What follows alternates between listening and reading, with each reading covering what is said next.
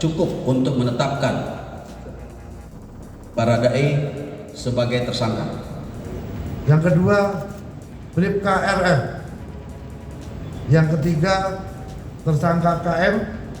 Untuk menetapkan Saudara FS sebagai tersangka. Maka penyidik telah menetapkan Saudari PC sebagai tersangka.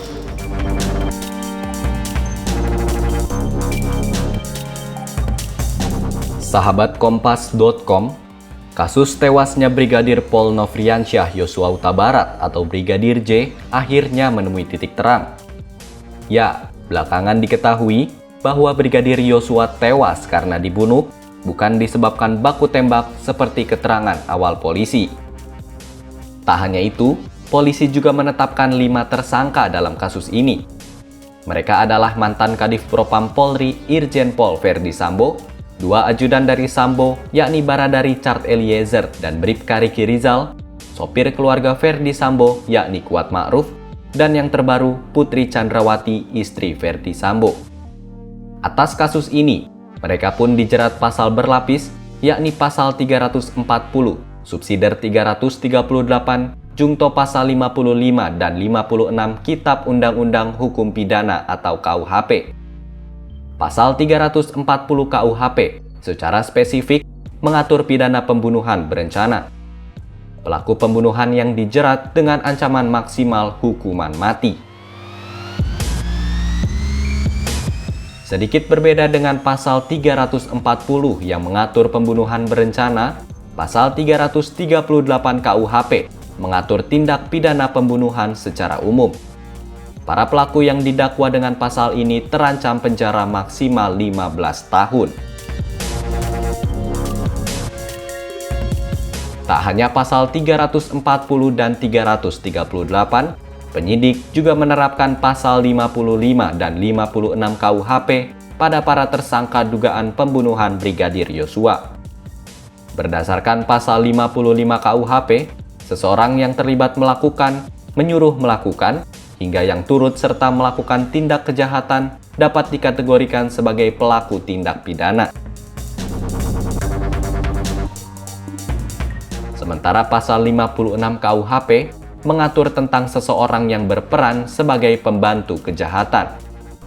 Pembantu kejahatan ini adalah mereka yang sengaja memberi bantuan hingga memberi kesempatan untuk melakukan kejahatan. Dengan sangkaan pasal berlapis itu, Verdi Sambo bahkan sampai memecahkan rekor. Tapi rekor ini menimbulkan ironi, karena Sambo jadi jenderal polisi pertama yang disangkakan dengan pasal 340 KUHP.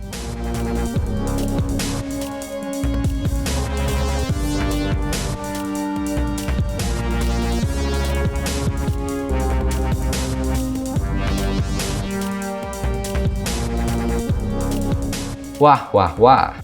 Tapi tak hanya itu, Verdi Sambo kini juga terancam pidana lain, yakni obstruction of justice. Dugaan perbuatan menghalangi proses hukum itu salah satunya terjadi saat Sambo mengambil CCTV di sekitar rumah dinasnya yang sejatinya merupakan barang bukti penting bagi penyidikan. Dengan dugaan pelanggaran ini, Sambo lagi-lagi terancam dijerat pasal, yakni Pasal 221 KUHP. Pasal 221 KUHP ini mengatur tentang tindak pidana menyembunyikan kejahatan. Kejahatan ini meliputi menghilangkan hingga menyembunyikan benda-benda hingga bekas-bekas kejahatan. Ancaman hukumannya pun juga tak main-main, yakni 9 bulan penjara atau denda paling banyak Rp4.500.000. Namun sejauh ini penetapan pasal obstruction of justice ini belum final. Sejauh ini ada 6 polisi yang terbukti menghalangi penyidikan, termasuk Sambo sendiri.